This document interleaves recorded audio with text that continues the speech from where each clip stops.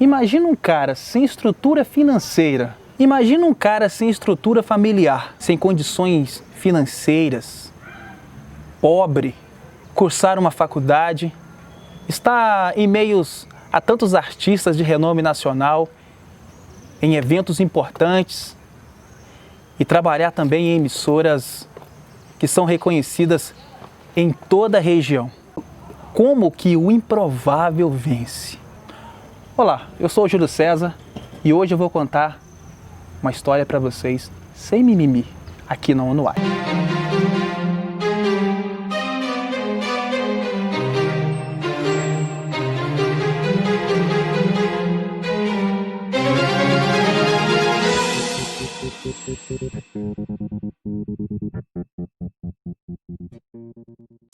Nasci e fui criado na zona rural de Guaraciaba, comunidade chamada São João. De lá nós nos mudamos para Guaraciaba, para o bairro Maria Chicão, onde vivi até a minha adolescência. Na adolescência eu sempre sonhei em ser um locutor de rádio.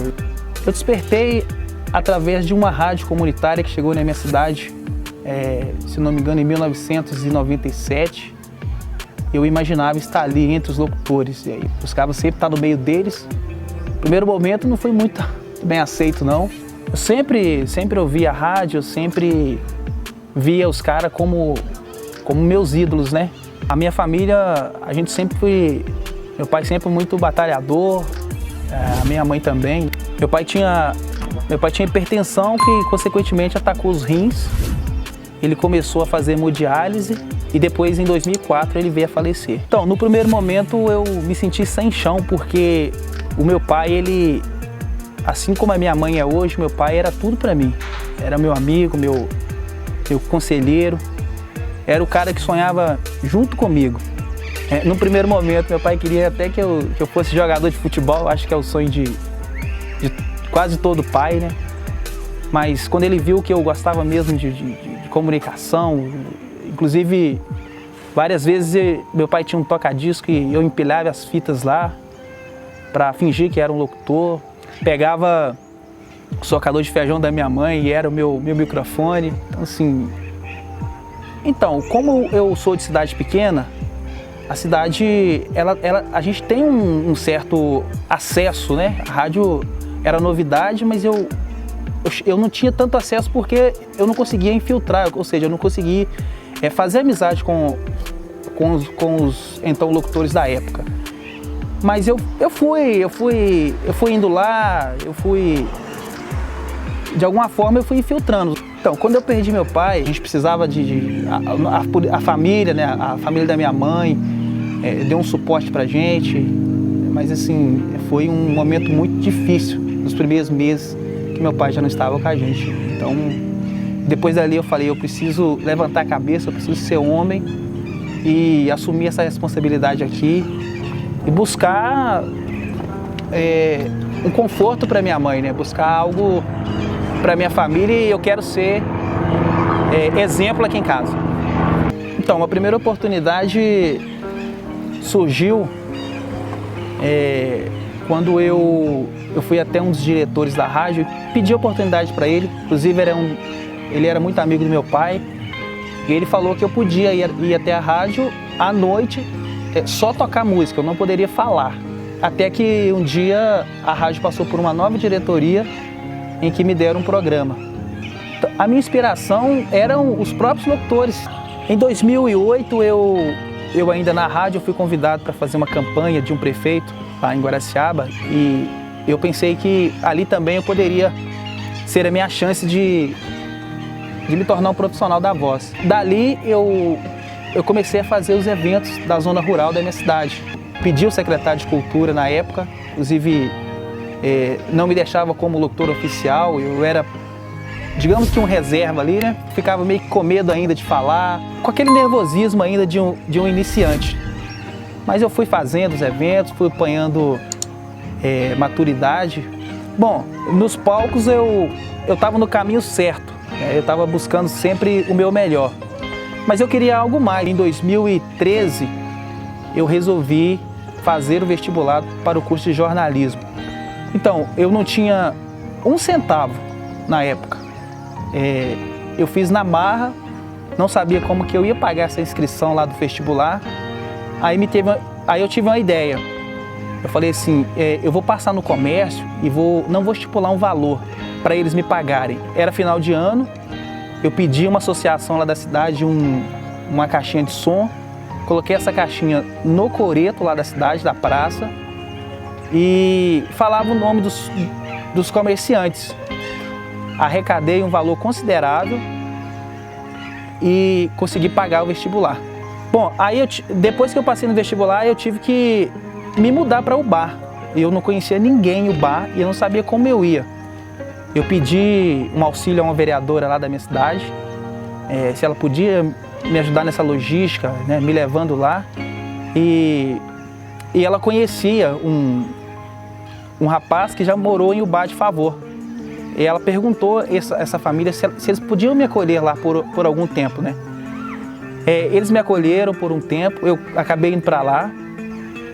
Vereadora Ana Maria e a família lá de Ubá, que é a Sandra, o David, o Tonho, que me acolheram muito bem. Gratidão por vocês. Mas não tinha como pagar a faculdade. Foi meio que aos trancos e barrancos. Até que eu fui na sala do meu coordenador e falei para ele. Eu fui alguns dias, só que aí eu já fui questionado, né? Porque eu tinha que pagar a primeira parcial. Ele virou para mim e falou assim comigo: Júlio, eu vou te dar 30% do primeiro semestre. Você não vai pagar 30% do primeiro semestre. Eu fiquei em êxtase, né, cara? Eu falei, pô, é algo... As coisas estão caminhando. Beleza. Só que ainda, morando de Favor, eu não tinha trabalho. Eu senti que eu estava incomodando essa família. Ou seja, eu estava ali, eu era um estranho. Até que eu arrumei um serviço na fábrica de móveis lá. Muitas das vezes a minha mãe ligava para mim e falava assim: filho, tá tudo bem? O que eu fazia? Eu sabia que se eu falasse que eu não estava me sentindo bem, a minha mãe ia arrumar qualquer jeito para me recrutar, né? Para me fazer com que eu voltasse para casa. Eu engolia a seco e falava: mãe, tá tudo bem. Passei por momentos muito difíceis. Eu nunca desisti. E aí me formei, o locutor dos palcos, o jornalista improvável. Bom, uma pessoa que eu lembro com muito carinho no dia que eu me formei é da minha avó Laide, além de toda a minha família. Mas a minha avó tem um significado muito importante, porque é uma das pessoas mais incentivadoras desse meu processo, nessa minha evolução enquanto profissional. Hoje não está mais entre a gente, mas chegou uma época do curso que eu queria parar e ela falou: você não vai parar. A minha avó me emprestou dinheiro, me incentivou com palavras. Onde quer que esteja a minha avó, o meu pai, muito obrigado. E todos os meus familiares que estão próximos de mim, muito obrigado. Gratidão. Quando eu me formei, eu já estava meio que consolidado aí nos palcos. E aí tive a oportunidade de apresentar grandes shows, entre eles Gini Geno, Maria Cecília e Rodolfo. Participei de bastidores importantes, onde pude conhecer outros profissionais, outros locutores, onde eu criei um network pelo caminho. E aí eu trabalhei com Jean Giovanni, Eduardo Costa, Guilherme Santiago, Bruno Marrone, Nayara Azevedo. O locutor, o apresentador e o jornalista tinha mais uma missão improvável: trabalhar em uma emissora de rádio profissional. Foi aí que eu vivi mais um desafio na minha vida. Como estagiário eu ganhava R$400. Foi até que um dia um amigo meu falou assim: vai na Montanhesa, vai na Líder, você está em Viçosa, quem sabe eu te dou uma oportunidade. Eu falei: eu acho que não vão dar não. O engraçado é que eu sou tão otimista, mas nesse momento eu me achei tão menor do que a rádio, que eu pensei: não vou não.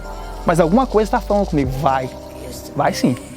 Eu fui até o diretor da rádio, pedi uma oportunidade para ele. Inicialmente ele falou para mim que não tinha nenhuma pretensão de contratar um estagiário, mas eu insistentemente pedi o contato dele, fiquei no aguardo, ansioso, até que numa sexta-feira ele me mandou uma mensagem que eu fosse até as instalações da rádio na segunda. Fui ansioso, Daí ele me contratou como estagiário, ganhando R$ 400 mensais. Eu sabia que não era o suficiente para sobreviver, para pagar minhas contas, para cuidar da minha família. Mas o meu sonho era maior. Esse sou eu, Júlio César. Eu sou locutor, apresentador e jornalista.